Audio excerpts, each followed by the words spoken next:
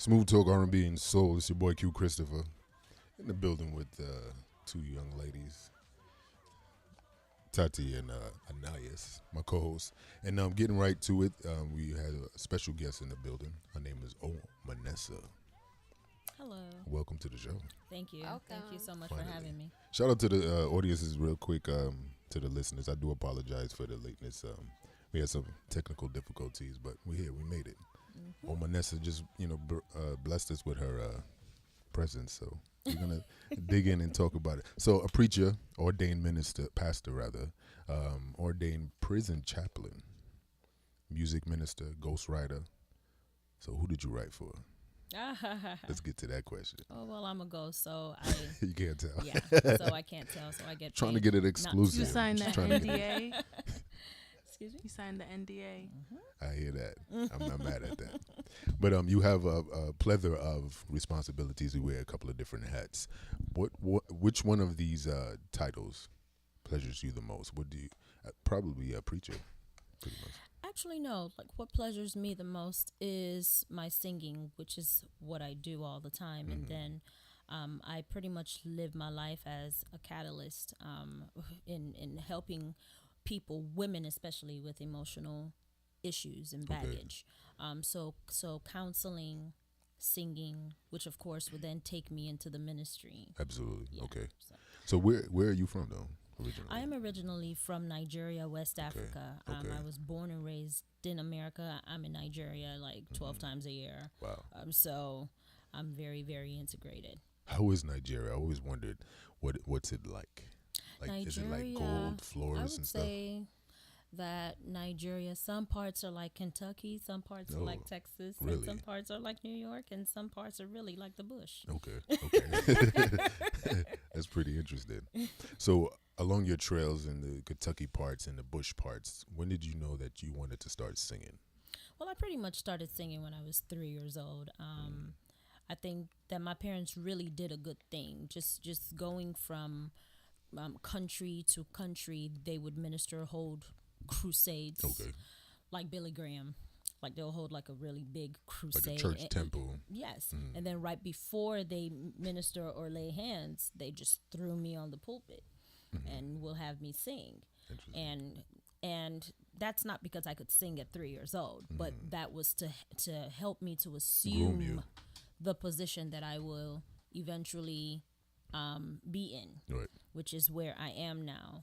And so I did start to sing when I was 3 years old. I recorded my first album when I was 11 years old. 11. Was this a gospel album?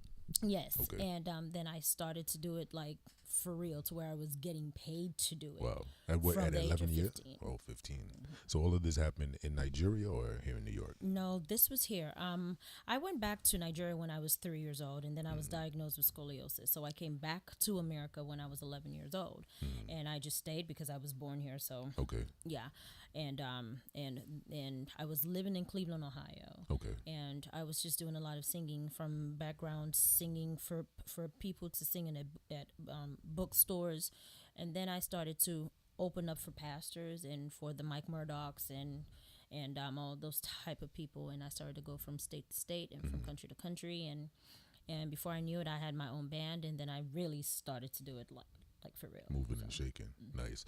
So fast forward, Apollo, American Idol. Talk about those experiences. Well, American Idol started in 2002. I auditioned about 5 times, literally in 2 days, and I made it to top 90. I did see Simon, I saw Randy, I saw Paula. Paula was still on the show because it was still new then. Beginning stages. Yes. Okay. And so then I made it to top 90, and that was in Atlanta. You said 9-0? Yes. Okay. 9-0. And then in 2000, oh my goodness, I've auditioned for American Idol 7 times. Wow. And so I made it to the final cut in Kentucky, and that was in 2009. In 2011, I did Wix Idol, and I was the second runner-up. Then I did Sunday Best with Kirk Franklin. Right. I did that five times. I did that in Chicago and Philadelphia. Then I did Gospel Dream. That's with Jay Moss and with Mary Mary's manager, Okay. Mitch. I did that, and and that's how I got my nickname Lady O, because Michelle from Destiny's Child was one of the judges, Oh, and nice. she couldn't pronounce my name, so she Interesting. called me that, and I just took that And as okay. AKA.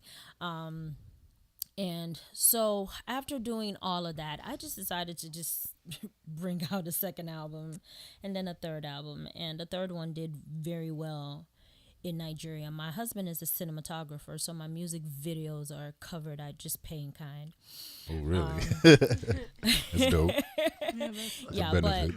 but pretty much though, I was raised as an only child. I was raised as a pastor's daughter, and there is something about pastors' kids that is really, really great, but also horrible, is that we grow up in a bubble. Don't be looking at me. We got We a pastor's. definitely We have a do. pastor's kid on Oh, okay. premises. Is that we grow up in a bubble, and everybody expects you to be a certain way, Right. and even you expect you to be a certain way, and you let your own self down. Right. And so you have to have an epiphany, like some type of situation that God will just put you in, so you could have your own relationship with Him. Okay. So it's not coming from the shadow of your dad or from the Interesting. shadow of the church.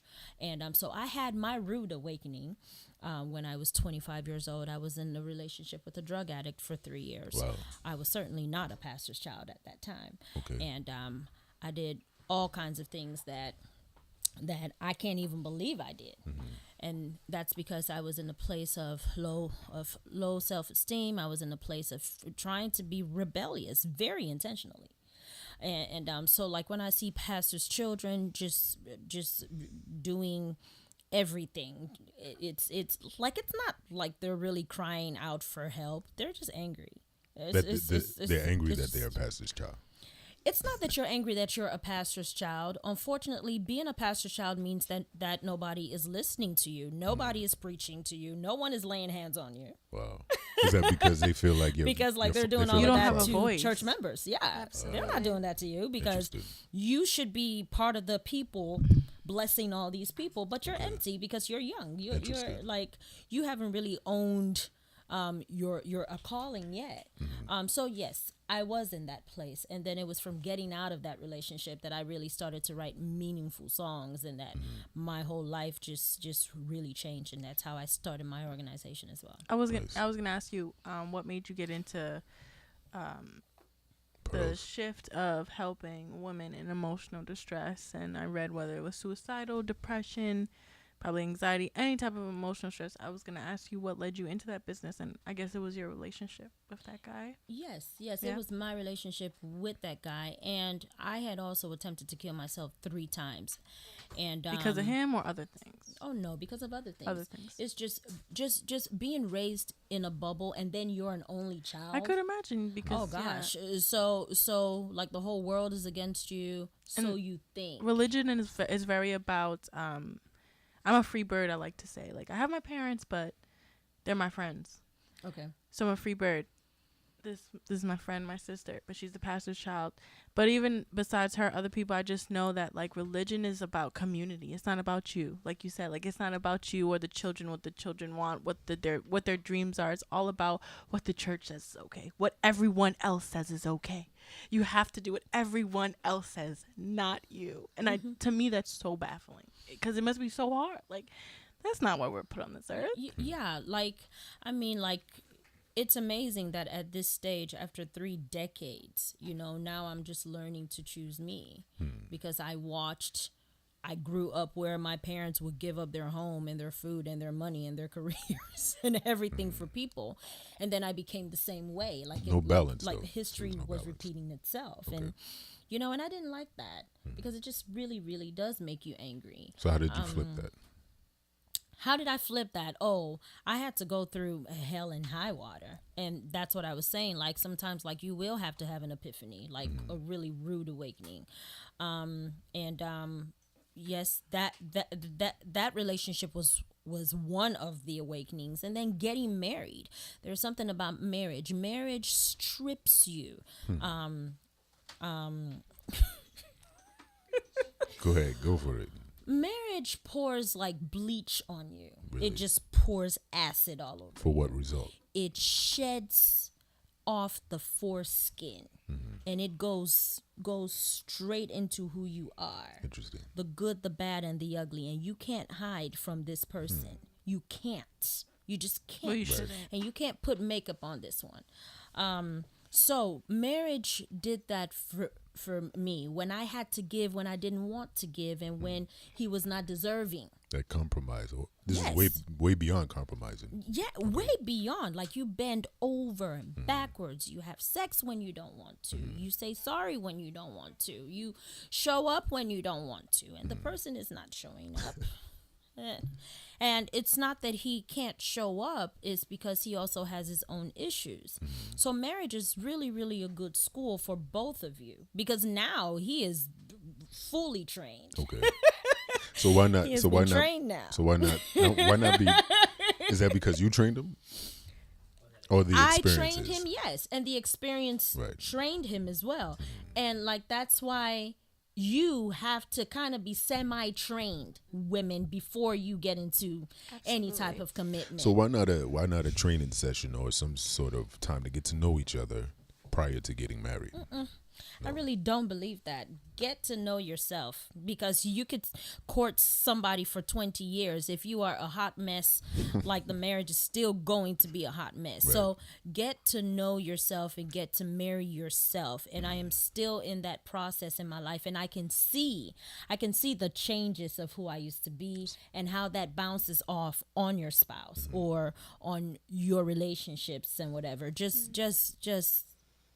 be in love with you, marry you, choose you. Last week Sunday, on Saturday I had done the Apollo, and I woke up on Sunday morning, my eyes were swollen, I was shivering, I was sick just from standing in line for 12 hours.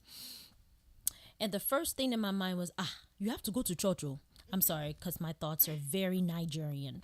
You have to go to church. What would they say? What would the pastor say? They will be looking for you, And then the authentic me, who is still growing, said, no, choose you. Your eyes are swollen. You are shivering. It's going to take you about an hour to get to church. And they're not even going to know. They're not going to notice if your you absence. came to church or not. Okay. How wouldn't they know that you did not come to church? Are you not a singer in the church? Are they not going to know? Well, bottom line is that the pastor never called me till today. And that's not because he's mean or he doesn't care. That's because, once again, You God wasn't is. missed. Yeah. Thank you. So that's how we are in relationships and with bending over when we people please and just do all kinds of things. We think that we will be missed, but no. So how are you able to do this? Because you said you're still in the learning process and you are married. So how are you able to balance or push You boundaries? have to be intentional if you're going to make it in life. So it's a very, very intentional. I will choose me. I am not going to church this morning, and God is not going to smite me. Yeah. I will not die because I did not go to church. So it's making intentional decisions. Gotcha. Very, very intentional. And also having a pen and a notepad by you to evaluate your emotions. Why are you really doing this? Why did you give that compliment? Did you give that compliment so you could get a compliment? Like putting yourself in a school of thought and being very, very honest with yourself and allowing yourself to be vulnerable. And that's where I am. NK had said to me a few weeks ago, she said, it just seems like sometimes, like, I know that you're passionate, but it just seems like you're angry. And I was trying. Sorry not to cut you off, but all the time, why are you so angry? Oh, you must care a lot. I could be talking about sneakers, but I'm just so passionate because I love the sneakers so much. People just, they don't even care about what I'm saying. They're just like, oh, you love that sneaker. Oh, you so angry. Then I get angry because I'm like, I'm not angry. But go ahead. But I what she was seeing is somebody who is transitioning. And when you are transitioning, and if people were not in your caterpillar stage, if you are a butterfly now, and all they're seeing is the caterpillar, yeah, you do look angry. they don't know the whole story. Backstory. Yes. Right. So you have to be careful with exposing your process to everybody. I hear that a You lot. have to be very, very careful. I know that I'm safe with her, and she opened her mouth and said it. Some people just wouldn't say it. Right. They'll go around and say, "Oh my God, like she's just such an angry person." So I am learning that also in my intentionality, I'm also being very, very intentional in not showing myself, in not in not bleeding in public, in not bleeding in public. Interesting. Break that down for the listeners. Okay. Not bleeding in public would mean telling everybody your business. Not bleeding in public would mean crying and introducing your problems and not introducing yourself. And the reason why you're introducing your problems is because you have not really worked on yourself to realize that there is an open window to everything that you're going through. There is something that is not a problem. And when you use those words of affirmation, that is not a problem, then the problems begin to fade. And then we don't see that wound anymore. We see you. And so not bleeding in public would mean you cleaning it up every day, putting a bandage on it. And when you do have to expose it, you expose it in private. When a snake bites you, you don't go around trying to chase the snake. You go into a corner. Like you see that in movies. Or like if somebody shoots you or something, like you find a corner and you tie it up and you treat it. Right. So we have a lot of people who don't treat it. They go out there doing drugs, or they're drinking, or they're cussing, or they're just crazy and just showing off and just showing all their problems. And that's a sign that you are not being introspective. You are not healing yourself, because I can see you bleeding and I shouldn't. Be in private when you're going through something. And when people can see it like NK did, then you're not doing enough. Unless I want her to see it. Right. Yes, unless I want her to see it. But if she could just pick that up, okay, then that tells me that, okay, I'm not concealing this enough. And concealing is not a bad thing. You do have to heal in private, because a lot of people and a lot of doctors also have germs. They're not wearing gloves too, and they're not wearing masks. They have their own issues, and you don't want that on you. Spending some knowledge. We're in the last week of March, which is represents Women's Month, and so shout out to all the women in the world. I'm in the building with 5 different women, different backgrounds. So let's get to Pearls International. You did say a lot, and I'm pretty sure from the look of Tati's face, she was soaking it all in. But talk about Pearls International. I had started Pearls when I was when I was in a very, very like confusing place in my life, and that one relationship opened the door to so many other relationships that shouldn't have been. And so I told myself that if I could be in such a place with all that I know, with all my pedigree, with all the love that I grew up in, and with my family and with church, then I wonder what all these young girls on the street are going through, who don't have any mentors or anything. And so I started Pearls, and it really, really grew. And then and Pearls is an organization for women who seek emotional healing. We just have a meeting like this, and women just talk. They talk about their issues, and it's a place where you can literally say that you're having sex with your father and nobody will judge you. Wow. Yes, so like that deep. And that's what I wanted it to be. I wanted it to be that deep, so that people could, by the time that they hear that type of thing, then they realize that their issue is very, very small, and then that encourages them. So NK has been spearheading the branch for New York, and they're going into their 3rd month now. And I try to be in the background because I am a very, very type A. I like to control things. I am an only child, so I control things and I make things happen. Okay. But in this organization, I am learning to step back and empower. I have found out that the best way to mentor somebody really is to just throw them out there and watch from afar. And so that's what I'm doing with her and with Carrie. And I know that it seems like I don't care about my organization because she does all the work, Okay. or she thinks that she does. We'll find out later. But I know what I'm doing. I am watching her and I see where she's headed in her personal life. And I know that this is a good tool for where she's headed. And it kills two birds with one stone. But basically in this organization, it's to gather women to just talk and to be free.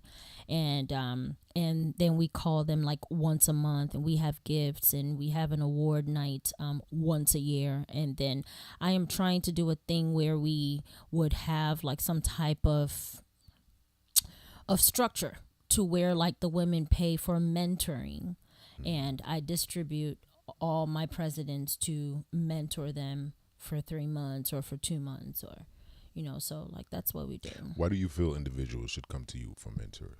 To be mentored? Well, because you name it, I've been there. Been there. Yeah. With the amount of stories you've heard, what do you think, for me as a man, what could I do differently towards a woman? Is that a real question?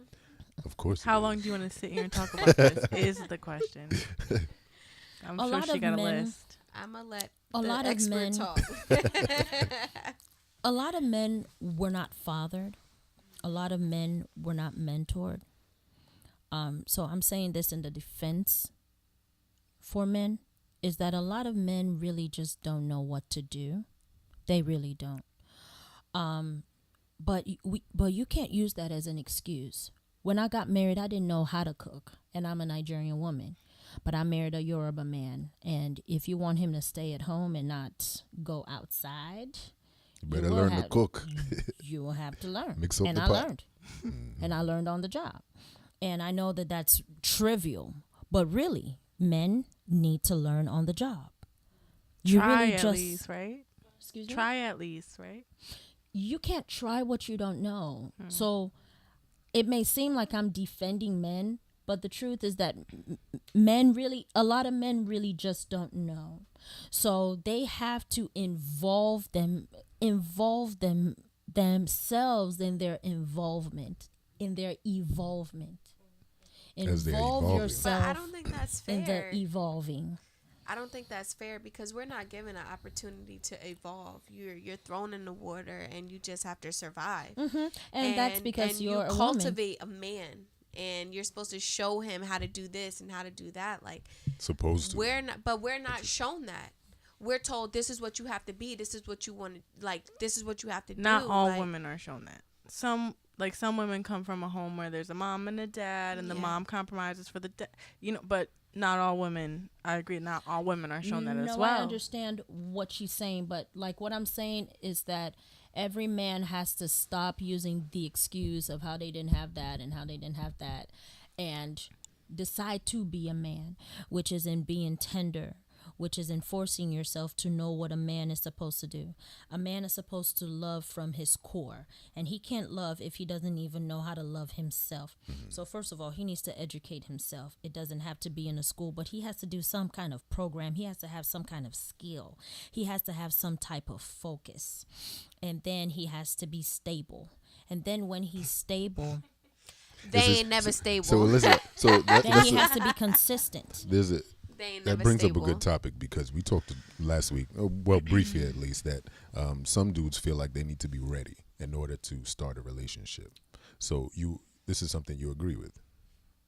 Yes. So not and I together. think that that's very noble for a man to want to find himself. But the truth is that a lot of men don't know how to. So they have to be humble enough to go to a John Maxwell or to go to a Sam Oye or to go to a TD Jakes or to go to some type of coaching program that would help you to get your emotions out, to get your anger out, to get your setbacks out.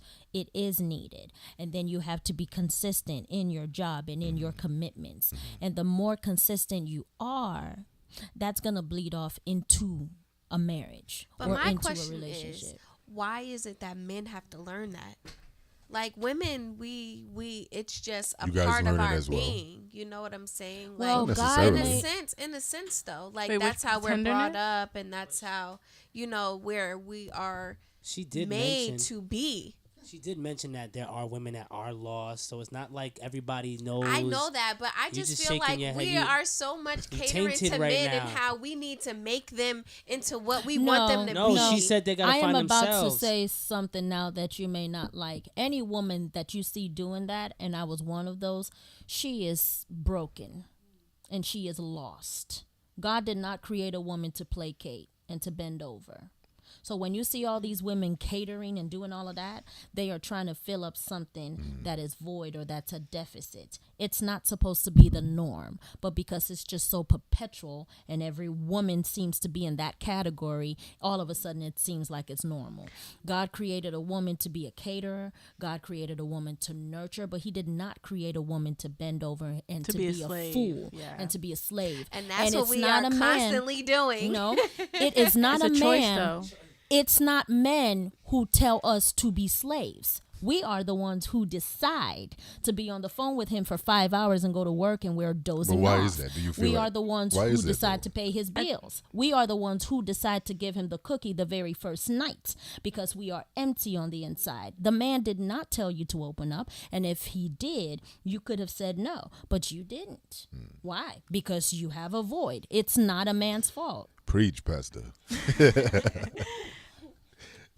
It's just not a man's fault. And men, yes, men have issues, but women, my God, a lot of women are just so broken and so lost. And I know what I'm saying because I was that woman. I don't detest that fact. I've been that woman. Yeah. So I don't, detest that fact in any Yeah. any way, But shape, or form. like some of your listeners, like could be on that same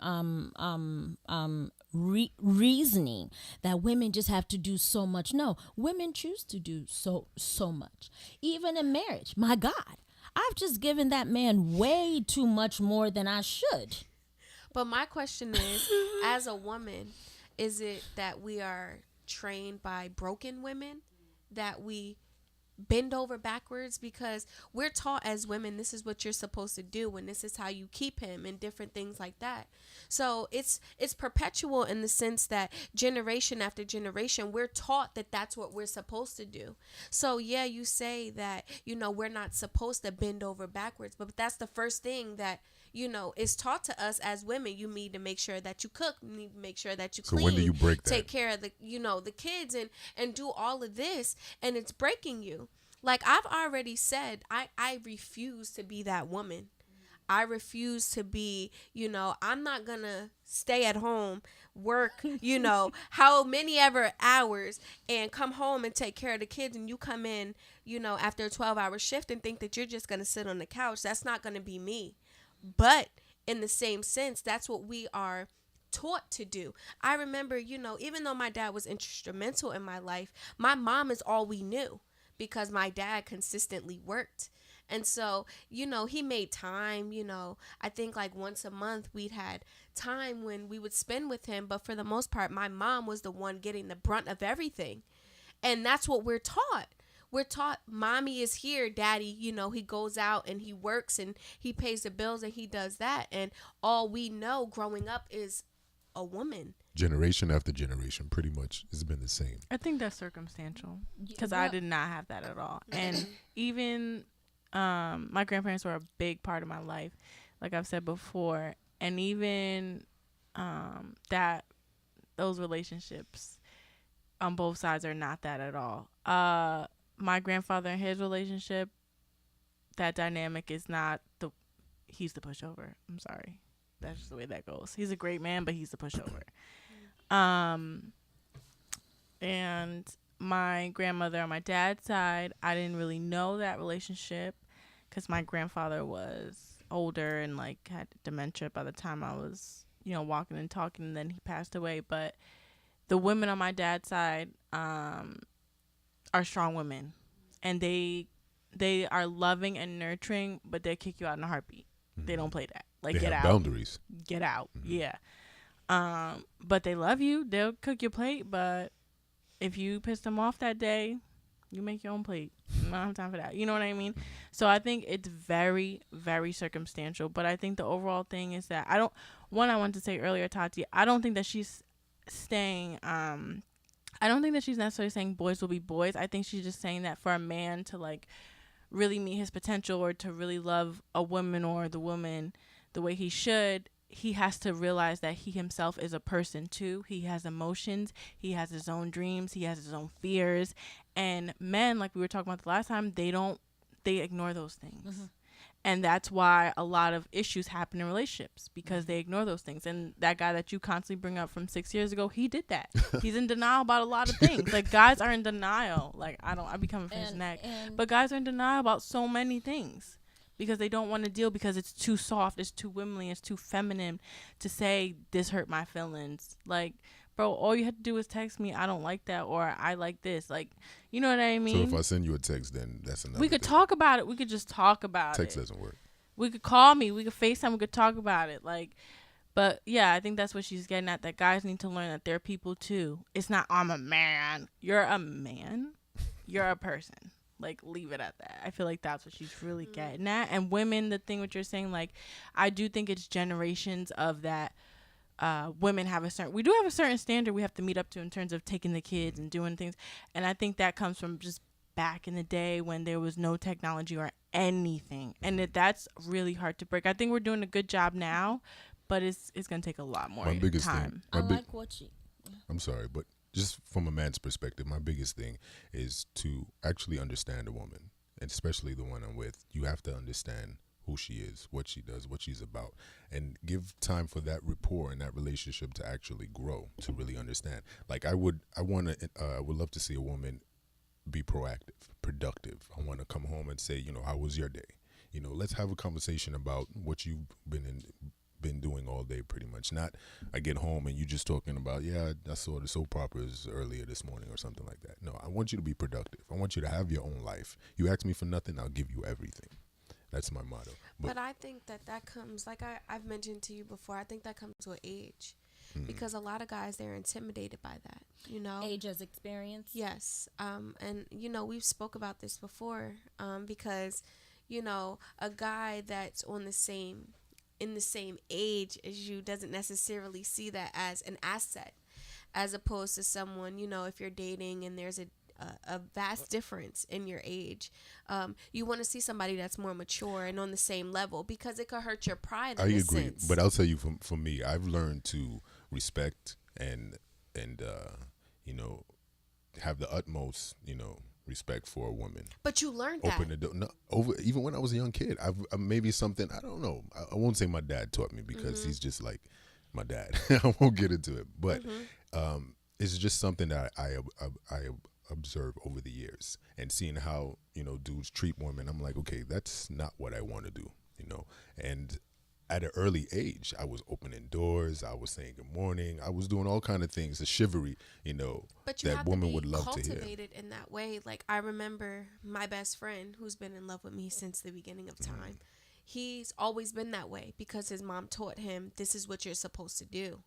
But he said his dad wasn't. Not every guy, is given that. You know what I'm saying? Like, they're not. No. You have a lot of guys who they're really sitting down talking with their dads about how many girls they bagging this week and how many beds they getting into this week. Like, you don't have a lot of guys that have male figures that are telling them the right way to treat a woman. This is just like, little badges that you're supposed to collect. You get this amount and this amount. You know what I'm saying? So, I mean, there are guys that do show that this is how you're supposed to be, but the vast majority is not that way. No, I agree, especially with social media. But as a woman, if you're receiving that type of attention, and like you said, you were somebody who was dealing with someone who was a drug addict for 3 years, it's still a choice. You know what I mean? You gotta take. You still have to take accountability. You know what I mean? It's like that Will Smith thing. I don't know if y'all seen that on social media, but he was like, it's not someone's fault. You got to take accountability. Yeah. So knowing that, like, I can say that right now, like, okay, social media, I could sit there and say that there's no moms out there anymore. All these girls want to be, having their skin out and twerking and doing all that. But it's not to say that. I mean, I'm here around 5 beautiful women in front of me, and I don't think any of y'all do that. You know what I mean? If y'all do, y'all having fun with it. But if I go to your Instagram, I don't think that's so. For me to say that, it's like if I'm choosing those, if I'm going to those type of clubs, I'm going to these type of environments. You know, I'm not going to the farmer's market, or I'm not going to a book club, or I'm going somewhere where, you know what I mean, is you gotta. It's tough because sometimes you also don't think that. You know, you do think that these are your options. Like, you know me, I grew up in the Bronx, so sometimes you think, all right, this is the type of chicks and the girls that you're always going to date. This is what I'm accustomed to. This is my style or my preference. But you don't go outside of your box sometimes. So it is accountability, but you do have to be mindful that, like, this isn't right, and kind of step out. And it may not be easy to step out because it's easier said than done. But, you know, mentally you do know that it's not. It doesn't resonate. The resonance doesn't feel like how you probably feel right now. Doesn't feel like how you felt 6 years ago. You know what I mean? But you're evolving. Facts. The truth is, you attract who you are. And that's why you need to stop thinking about your husband. You need to stop thinking about your boyfriend and your children and your boss, and think about yourself.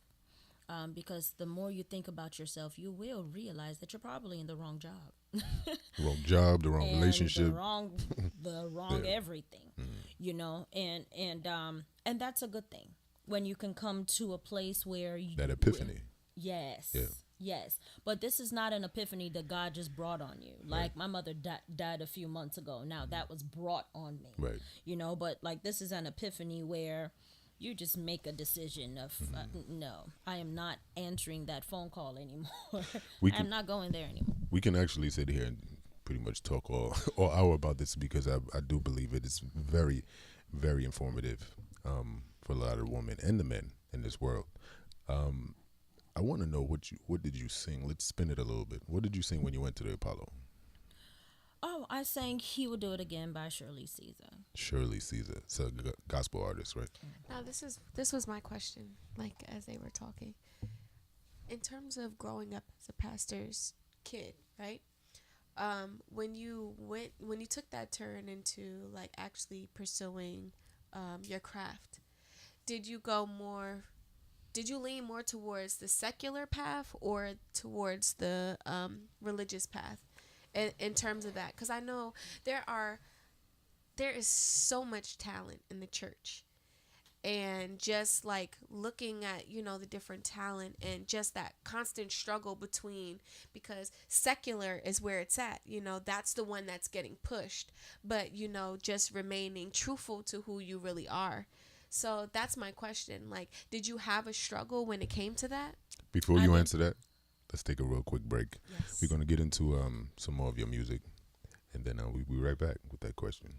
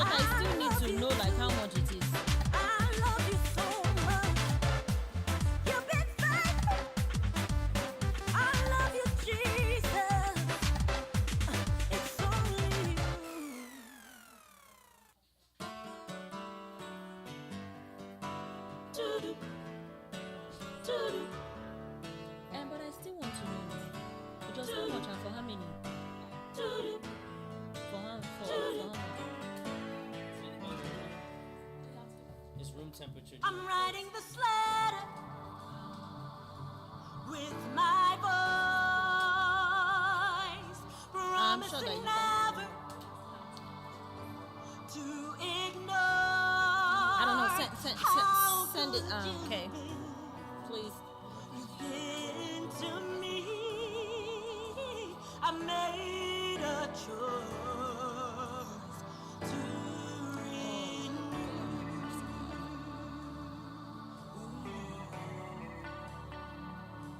I'm writing this letter with my voice, promising never to ignore how good you've I have been 4 branches. to me. I made a choice to renew. I'm singing a song to you. It is very hard. My Yes, words that's are part of why. few. But I'm not doing it. All I I need told them is you today that they're gonna have to. to renew. I I'm singing this song to you. My words are few. All I need is you Yeah, that's when I wrote this song. to renew. Second. Renew, Jesus. Renew me, Jesus. Renew me, Jesus. In America. Please renew. Because there are too many things to mask. There are issues. Yeah. But in Africa, like, there's only so much that you can hide. Hair.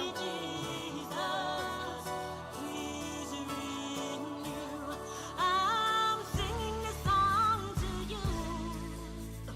But like what I love about American women is that All I American need is women are hungry for you. growth. An American woman will introduce herself with her problems. Girl, you just don't have a clue. You just don't, you know. But an African, oh no, everything is perfect. Yes.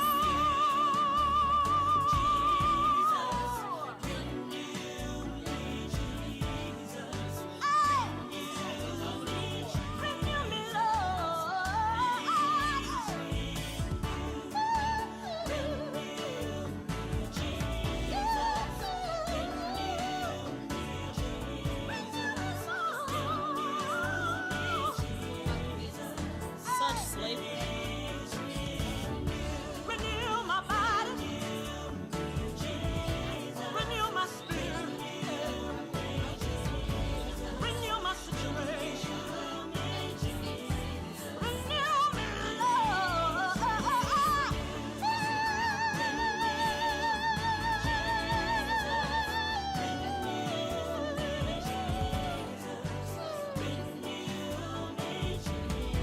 Renew me, Lord. I'm singing this song to you. My words are few. I don't have much to say. All I need you to do is to renew. I'm singing this song to you. Do it, Lord. My words are few. Do it now. All I need is to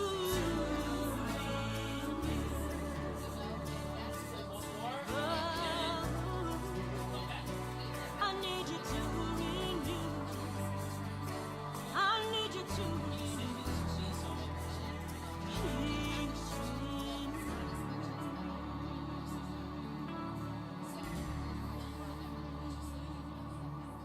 I like what you said about it was a broken woman that raised a broken woman, you know, but we have to do better because it's really getting out of control. It's just really out of control as women. Make It's something really out out of control. of this. Make something out of this. It's so blurry. It's so unclear. I'm confused.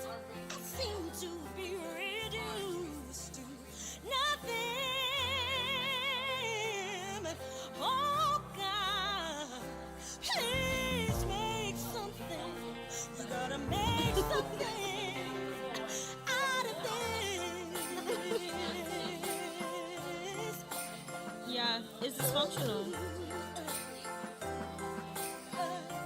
I get your point, but it's enough with the victim game. We women just need to look within and just push through. I'm waiting for your salvation. I know that you will hear me. I know that you will hear me. So take something out of this. No. You asked the question. You asked the question. Oh God, what was the question? What was her question? What was her question? Carrie.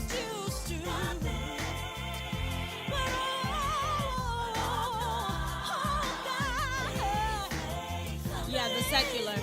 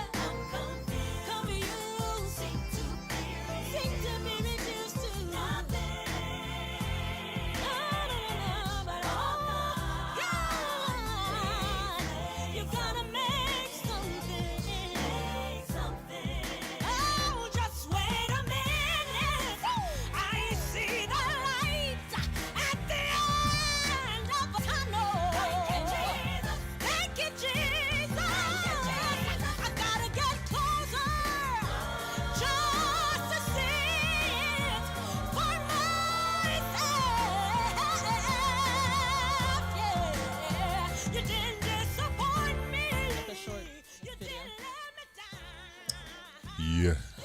Welcome back to Nocturnal Vibes. This is your boy Q Christopher in the building with Omenesa, founder of Pearls International. So before the music break, actually that was some of your tubes that we were playing. What's the name of this song? This particular one is Yeah. Make Something Out of This. I had written this when I had a miscarriage, my second miscarriage, and I was just like, God, please make something out of this. Like, make something out of this nonsense. Make something out of all these losses. Make something out of all these abnormalities. Yeah. You know, So before the break, we also had a question. I know Tati, what was your question?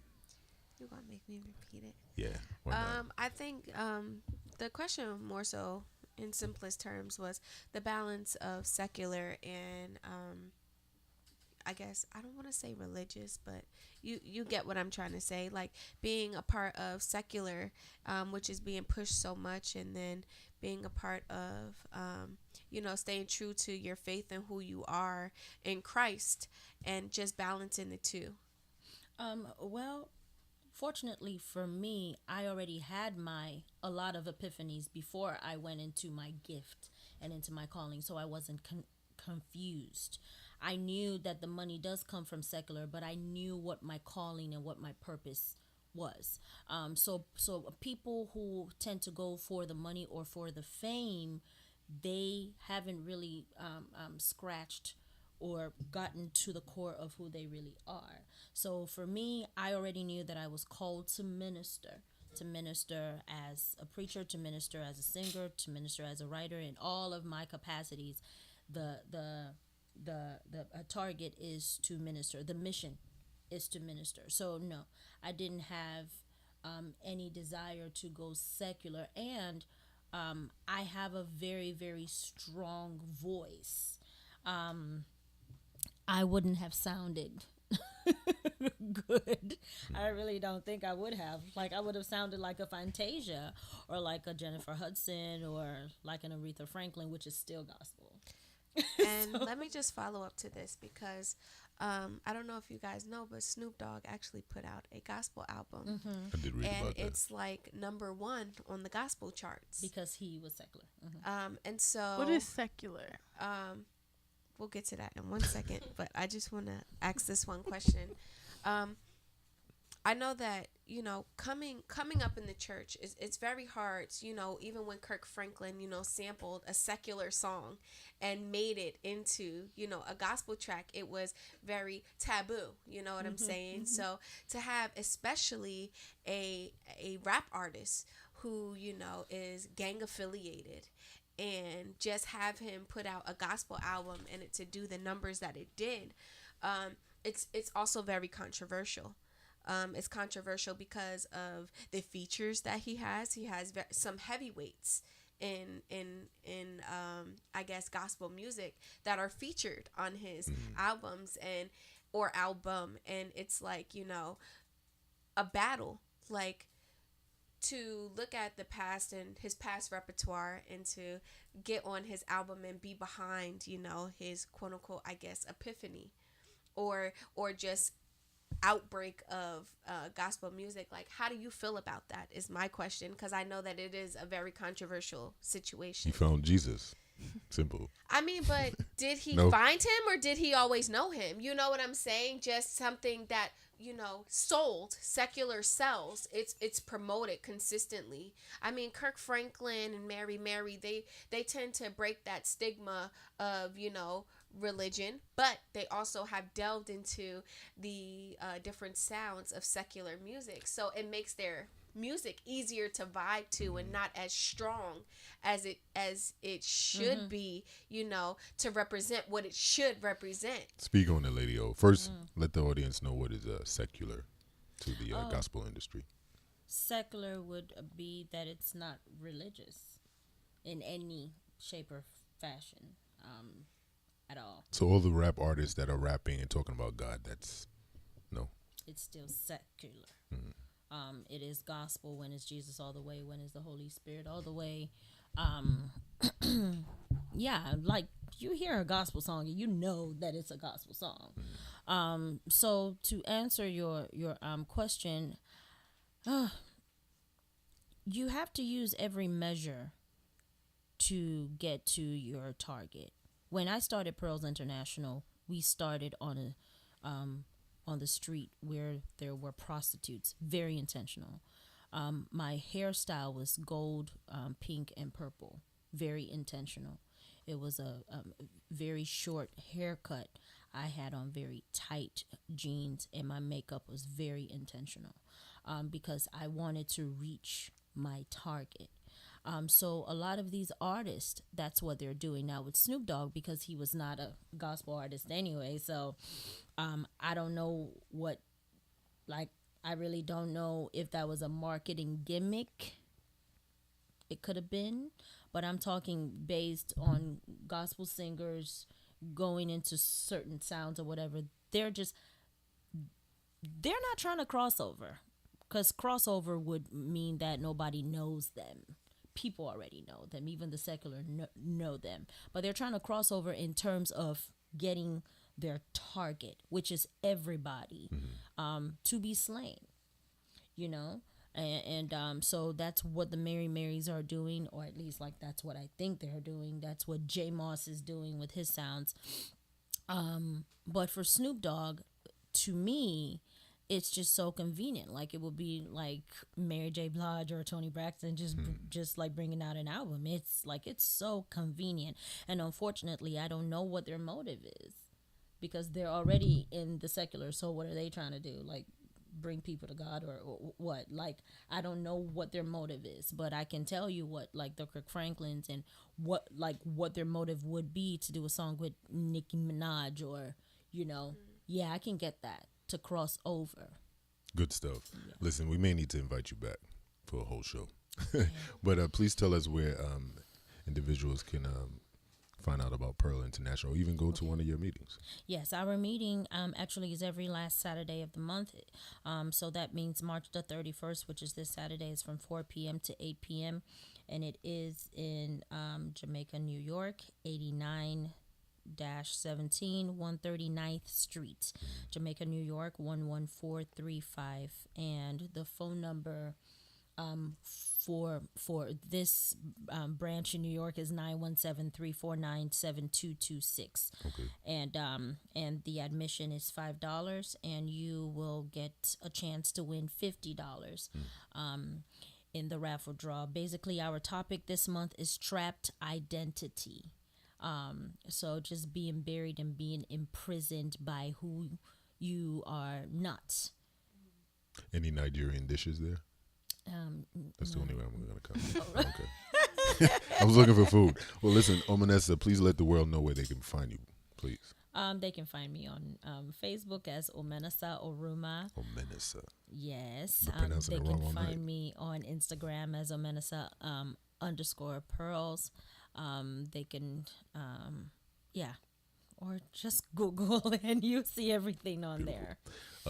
Before you go, because we do have NK the violinist in the building, we want to chop it up with her a little bit. And she is the vice president or the president of Pearls International. She is the president of Pearls International for New York. New York. I am the founder of Pearls, and Okay. she is an amazing person, and she has gone through her process of breaking. So there's no better person than to help the women in this branch, and it's just such an honor to know her.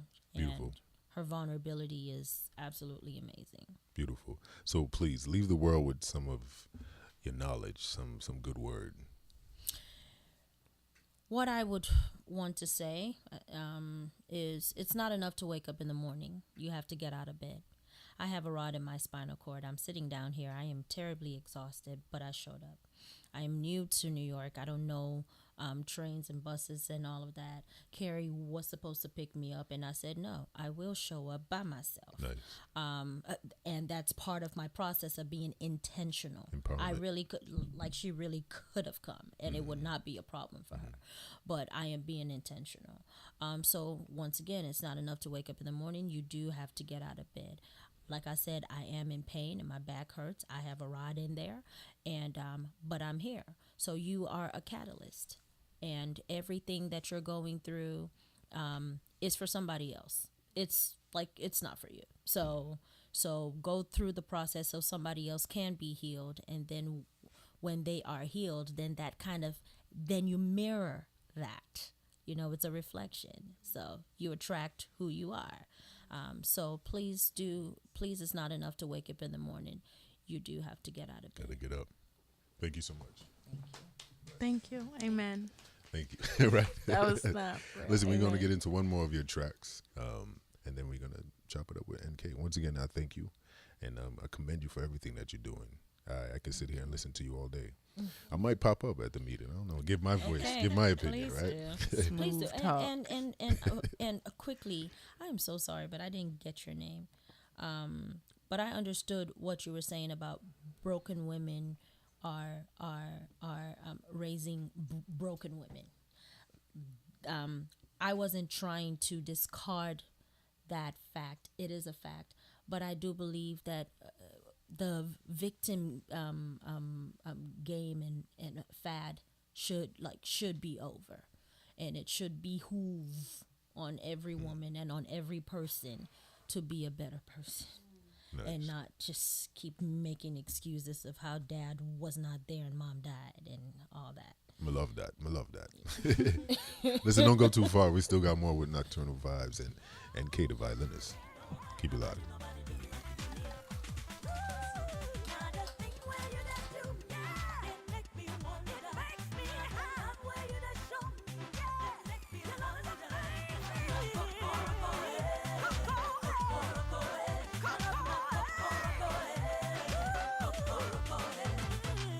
Nobody can make me feel the way you make me feel. Nobody can hold me the way you do. I didn't love you, but you still love me. Adore me, admire me. You gave me the victory that you care for me. Ain't nobody do me like you do me. Ain't nobody do me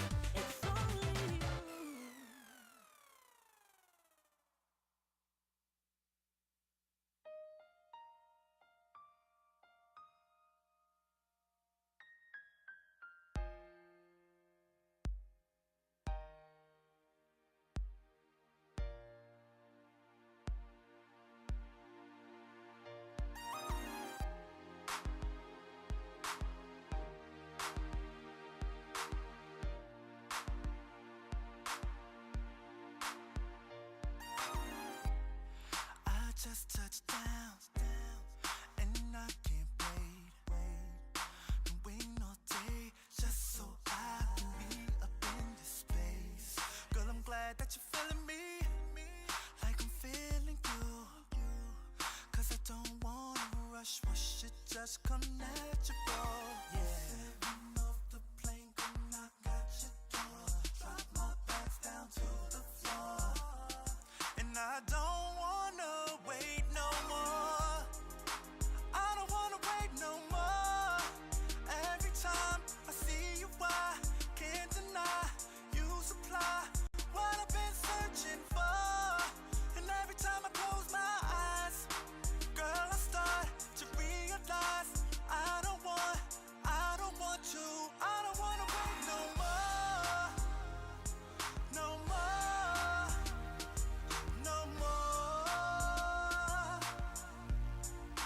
I don't wanna wait no more, no more, no more.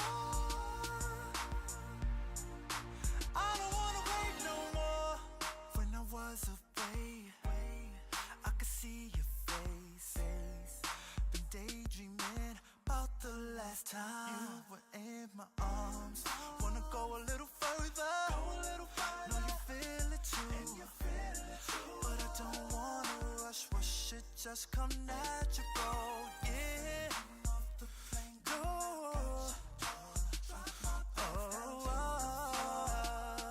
And I don't wanna wait no more. I don't wanna wait no more. Every time I see you, I can't deny you supply what I've been searching for. And every time I close my eyes, girl, I start to realize I don't want to, I don't wanna wait no more, no more, no more. I don't wanna wait no more, no more, no more. I don't wanna wait no more. Baby, you are to me the best thing that I ever seen.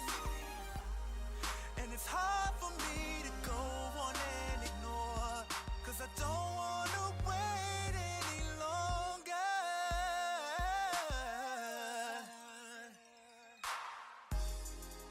Don't wanna wait, don't wanna wait, yeah, anymore. More good, hey, you know I can't. I don't wanna wait no more, no more, no more. Hey, yeah.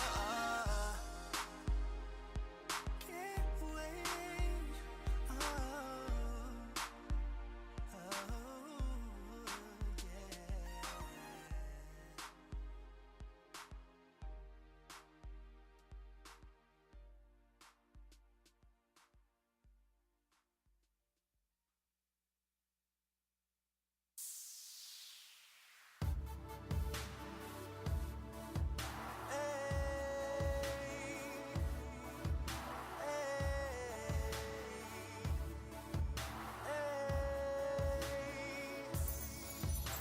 the sun shines all over the place, and all I see is your smiling face here with me. But I'm not even happy tonight. I'm so fed up with you, wanna throw rocks at the moon, cause my wish won't come true. I'm calling out, mother turn my back, I'm through. But I feel I'm made for you, don't wanna give up. Can you hear me now? Don't know how I'm gonna make it with or without you. I'm at my best when I'm with you, love. I feel like I'm a mess when I'm without you. With or without you, I'm feeling lonely. Don't know how I'm gonna make it with or without you. Hey, hey. With or without you.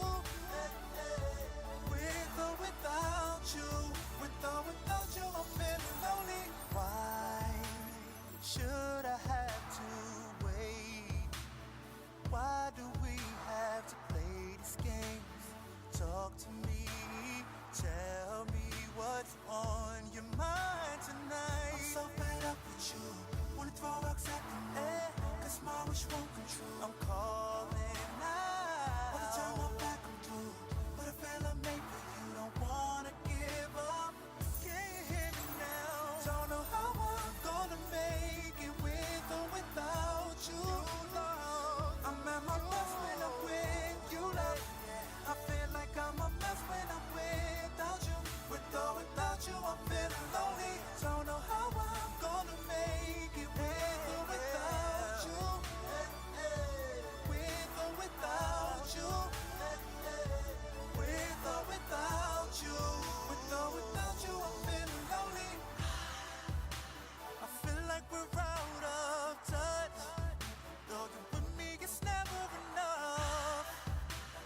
Need you to help me through, 'cause right now I don't have a clue. And maybe there'll come a day where everything will be okay. Okay, I know we're mine this way. Don't know how I'm gonna make it with or without you. Gonna do.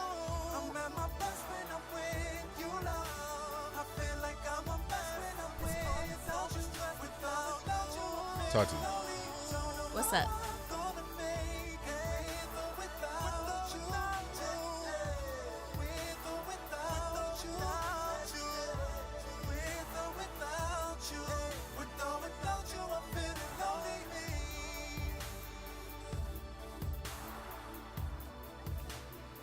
yeah.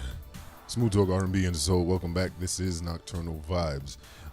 Shout out to Omenesa Yes. of Pearls International. She has her president of Pearls International, and Kay, the violinist, is in the Hello. building with a violin. Yes. Welcome to the show. Thank you. Yeah, welcome. So, where are you from? Originally, I'm from Nigeria. Nigeria. Yeah, but I grew up in Kansas. Okay. Did you go see Black Panther? I did. Yeah. I did. I loved it. Yeah. Oh my goodness. Did I you- want to see the it again. representation. How did you feel about the representation? I have natural hair. Lupita naturally is one of my favorites. I followed her since she played a TV series called Sugar. Okay. This was in Africa, in Nigeria. No, not in Nigeria. Sorry, it was I think in Kenya. Okay.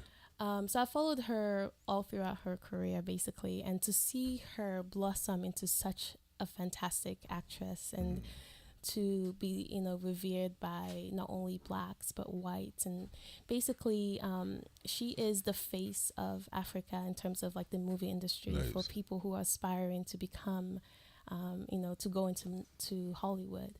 So I am highly, highly impressed. Nice. She is definitely like my shiro. Somebody I can- call my shiro. I can see you playing the violin in there. I can see me. She needs to call me. Yeah. Where is she? It'll happen. Let's put it out there in the universe. Yes, I put it out there. Absolutely. One day. So, get into being a violinist. When did you start playing the violin? So the first time was I was about 8. Okay. I picked it up in elementary school back in Kansas. Basically, I saw the instrument and it spoke to me. I told my dad, I was like, I need to play this. This is so me. He's like, are you sure you want to play? He's Nigerian. Right. I say, yes, Dad, and that's something that I am very proud of my dad for doing, because it's not only is it expensive to maintain, I had to take lessons outside of just school, but my dad paid for all of that. So, but unfortunately, I quit after. I didn't stick to it, I know. I played from elementary school to high school, well, 9th grade, then I stopped. And I didn't pick it back up until about 3 years ago. Is it on purpose? Like, did something come into your life where you had to in stop? high school, you want to be cool. I was bullied a lot, and I was like, no, I don't want to add the violin, the geek, on top of that, because I was very, geeky in a way. I was very book smart, but I wanted to fit in. I wanted everyone to love me. So I decided that playing the violin just wasn't the cool thing to do back then. And I regret it, because obviously it set me back. This is my calling. I know this is definitely whoever you're meant to be, no matter how long it takes you, even if you run away from it, you will eventually come back to that person. So, Look at you now. yeah, Just killing it on that violin. well, we're trying. I'm a worship violinist, so it's not Okay. like I'm not like a hip hop violinist or classical. I'm something called like a worship, which means it's actually the reason why I got back into the violin. I had a friend. He invited me to church. So when I first moved out to New York, I was quite young. I was 17. I was just a hot mess. I was doing, Until you met Omenesa, then. Well, I everything actually changed. just met Omenesa not too long ago, believe it or not. But we did connect in so many levels because I feel like our stories were very alike. But I met this guy who invited me to church. He just asked me, he's like, hey, we're looking to open up a worship team. I'm like, worship team? I don't go to church. You know, I mean, I grew up in a Christian home, but I wasn't like a regular church member. Okay. He's like, do you play any instruments or do you sing? I said, well, I do sing, but I used to play the violin a long time ago. He's like, oh, can you come? We want you to come. I said, well, I haven't played the violin in a long time. I'm terrible. He's like, don't worry, just come. So that was the genesis of me going back to church. Okay. And I feel like that definitely changed my my life in a way. I became born again after that. I really got to know God for who he is, like not just a head knowledge of God, but a relationship with Jesus. I feel like a lot of people know of God, but they don't really have him in their spirit. And that's what it takes to be like a disciple of Christ. So I made that decision that I want to follow. Like my life was completely turned around, and I was like, this God, this Jesus, if he can save me, and he uses different people, like everything, like Omenesa said it initially, it's very intentional, and that is life is very intentional like that. And when you make a commitment to follow him, you will see how your life will just transform. I'm a living testimony of that. So I try to use my ministry just to inspire young people, to let them know that you don't need to be out there doing all those things. Like people typically do that because everyone is empty. Everyone is seeking. You're either looking for something or you're looking for someone. So it's like you're looking to fill a hole inside of you. So basically, I was feeling it with the wrong things. Like we feel it with drugs, alcohol, sex, all those things, and those things are very fleeting. Like, yes, you might enjoy it for that moment, but it's very fleeting. It's not satisfying. You keep going back to it. Why? Because you're not satisfied. So why not come to something that can fill you up, satisfy you, and absolutely satisfy? And there's only one person that can do that. That's Jesus. That's what I discovered. Before I didn't know, but like when my eyes were opened, I was like, wow, I need to serve. I need to follow this man, this God. And since then, I have been a complete follower of Jesus, and I'm really excited. Beautiful. And now, what led you to Pearl International? Ooh, Pearls. Oh my goodness. You guys heard from her. You see how amazing she is. Do I even need to say She's anything? all right.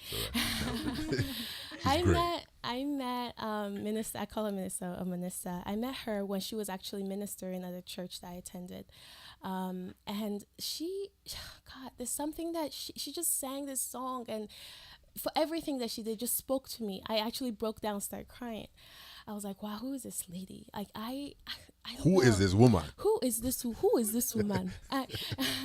But I felt so drawn to her. I felt like we have a ministry together, like our spirit connected. I just knew right away. So when I walked up to her and I was like, hi, oh my God, you're amazing.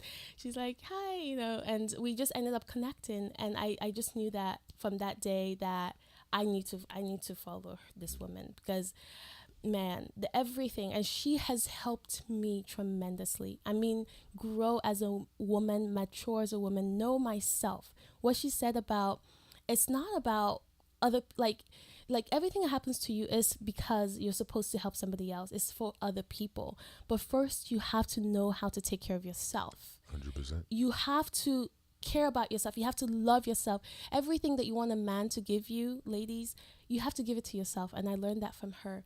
You have to take yourself out on a date. You need to, I'm serious. Sit down at the table by yourself. Make yourself a nice dinner, whatever you want to make. Take yourself out on a date.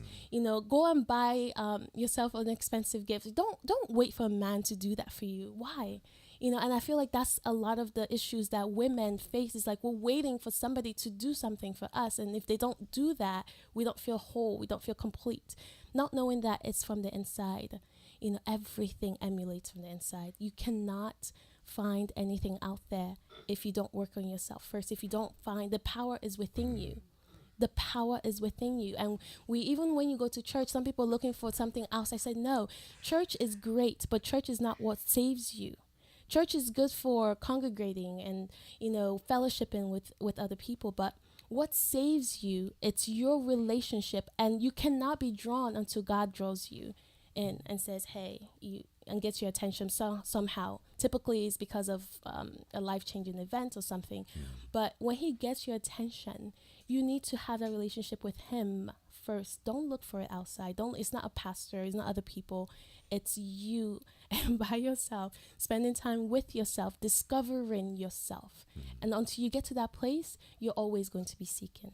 Wow, good stuff. Yeah. So on your journey of finding yourself, of course, you mastered the violin. I won't say I mastered it. It's the Holy Spirit. I'm about to put you on the spot, though. Oh, goodness. So before, maybe Omenesa can sing something while you play the violin. That would be awesome. A little jam session. Nothing secular, though. Maybe one. I don't know if we can do it tonight. She looks like she's a little tired.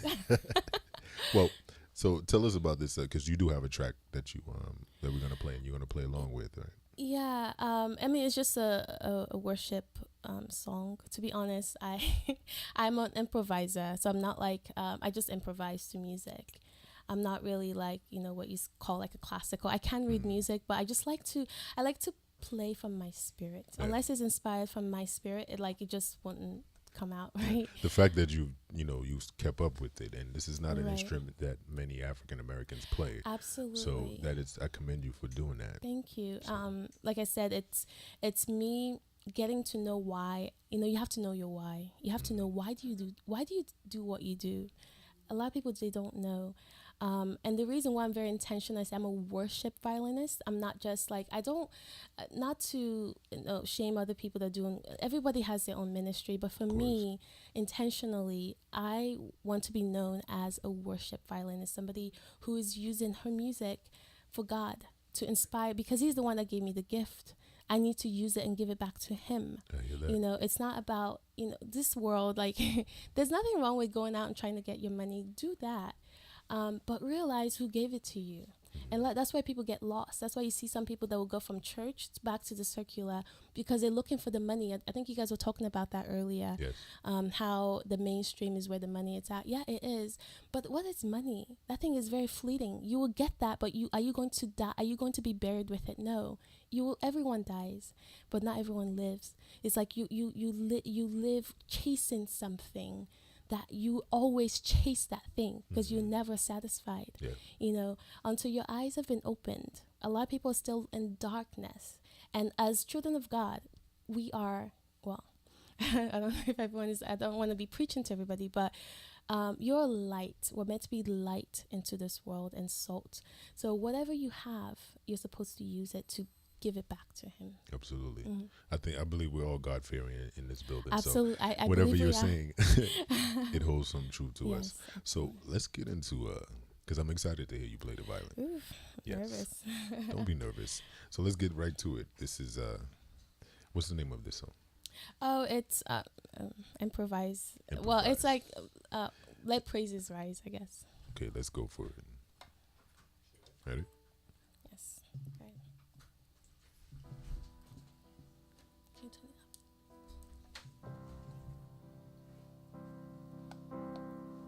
Can you guys hear it?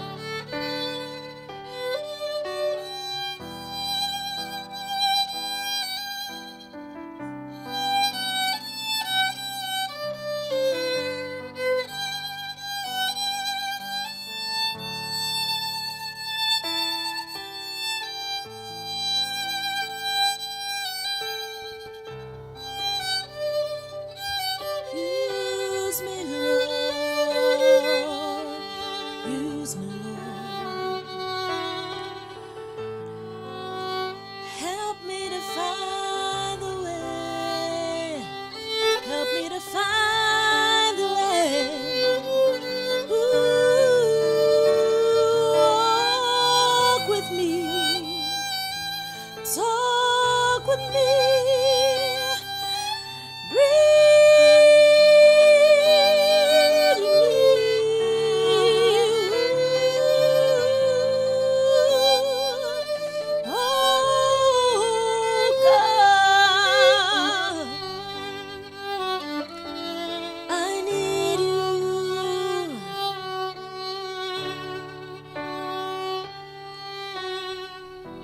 I've looked to the left, I've looked to the right.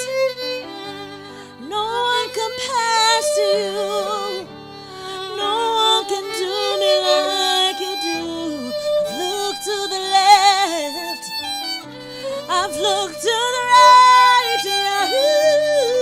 No one can do me like you do.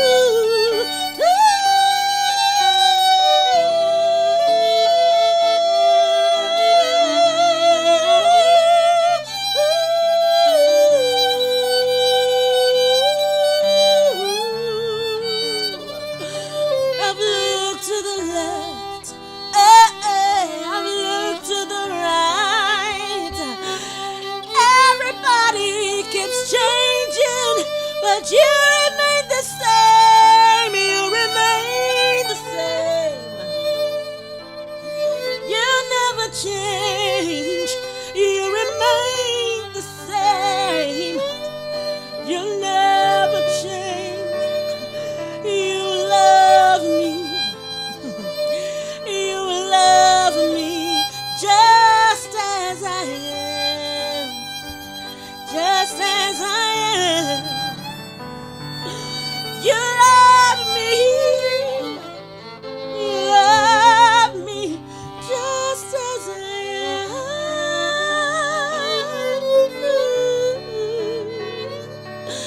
I need you, Jesus. Pour your love, pour it all over me. All over me. God, I'm tired. I'm tired of searching. I'm tired of running around, running around, running around in circles. I need you.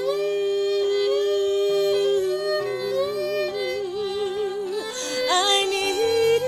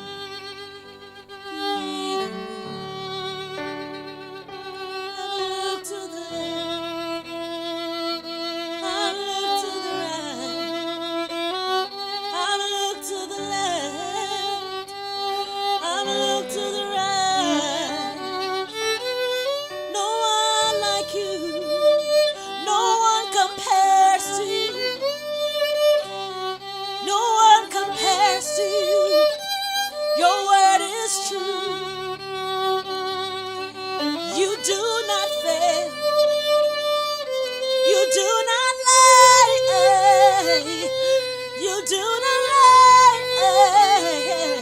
You do not lie. I look to the left and I look to the right. No one can satisfy.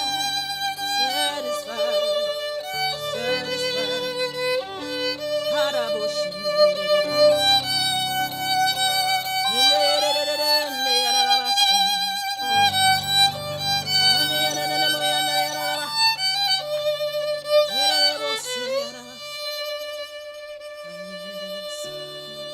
There's power in the name that saved us all.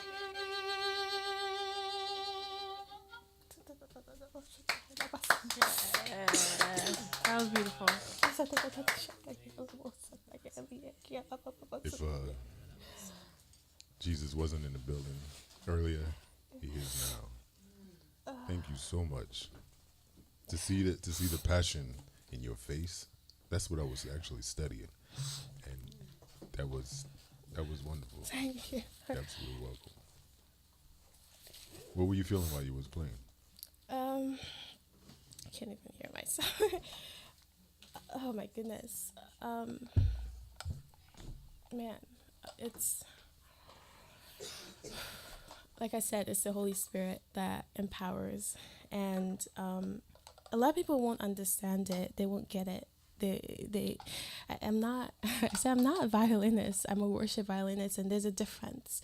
I worship from my core, and it's the Spirit that empowers. So it's like I'm praising. It's like if you guys understand who this God is that we serve, it's like a lot of people don't understand who He is, and when they don't, it's like, man, I'm a very emotional person, because it's like I desperately want to see people get to the place with God the same way God delivered me. I want to also have people experience that. It's an experience. It's not something you just come to church. Some people just come to church. I say it's not church. It's not church. Church does not save you. What saves you is that relationship you have to want. You have to build it. You have to desire it. And when that desire comes, man, there's nothing better than it. I tell people, I say, I'm living the best life now. There's nothing out there. This thing is fleeting. This thing is fleeting. This flesh is fleeting. We're all going to die. We're all going to get buried. But what are you doing with your life right now? What are you doing with your life right now? What are you doing with what God has given you right now? That is the most important thing. Don't worry about what anybody else is doing. Don't worry about what the celebrities are doing. I feel like our generation, especially with social media, was so concerned about other people or watching other people. I said, no, don't watch them. Watch yourself. What about you? What are you doing to change the world? I think that's really the most important thing. We're all here for a reason, for a purpose. Discover your purpose. Beautiful, beautiful. Thank you very much. Thank you so much for having me. I think that was probably one of the best shows I've ever did. Wow. I want to shout out to Carrie, for Ms. Archibald. Thank you for bringing these ladies and introducing us. Man, I can't even speak right now. Shout out to women of all stature. It is Women's Month, but we want to celebrate you ladies on a daily basis, respect you on a daily basis, and give you mentally, physically what you need to move forward and produce and do what you do, exactly what you're doing. Like I said, I was watching you play, and the passion in your eyes and your body language, it was coming from every part of you. So it actually made me a little emotional, but I appreciate you because it was well needed. It's a time and place for everything, and I'm glad you ladies were here.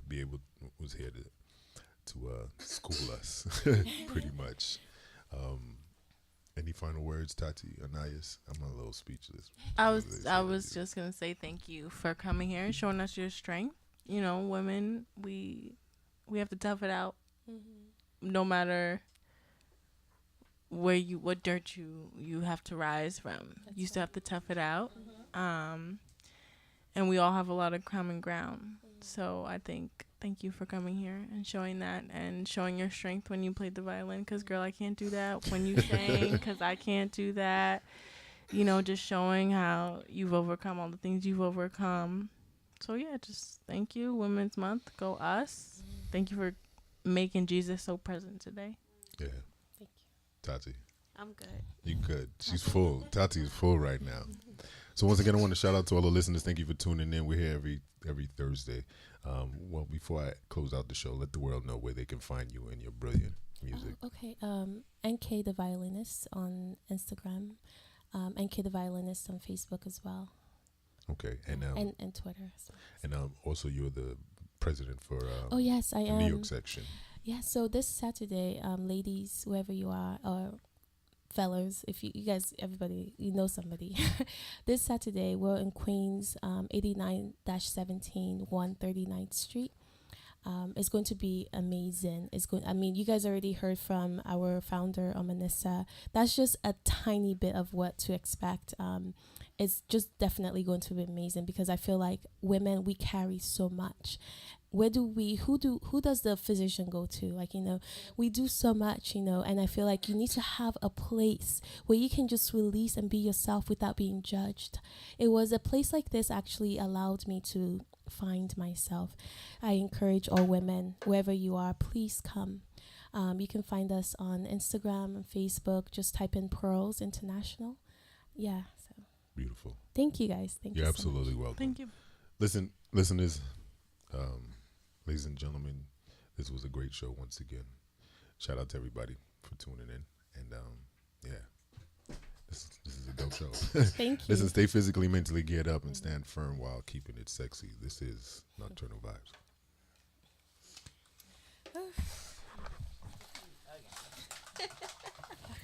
What is your You're absolutely where welcome. does your British accent come from? This is Johnny Beats.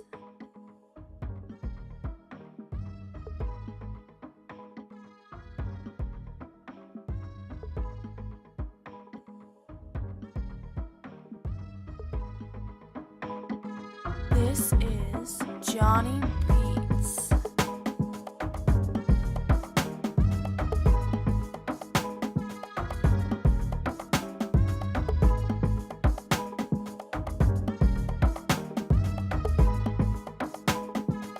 This is Johnny Beats.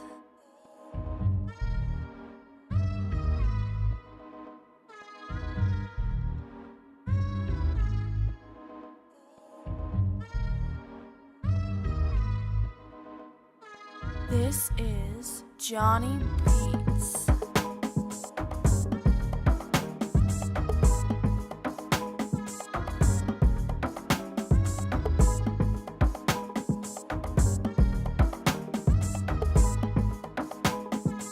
This is Johnny Beats.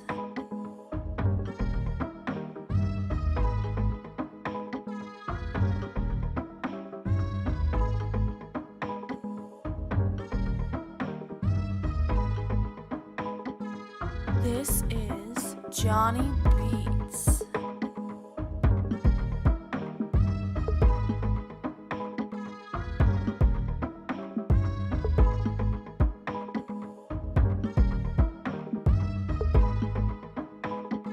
This is Johnny Beats.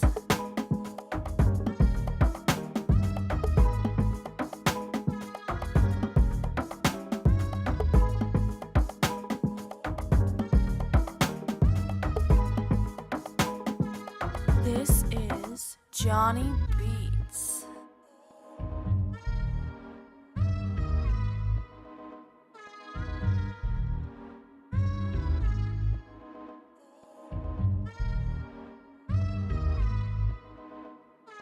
This is Johnny Beats.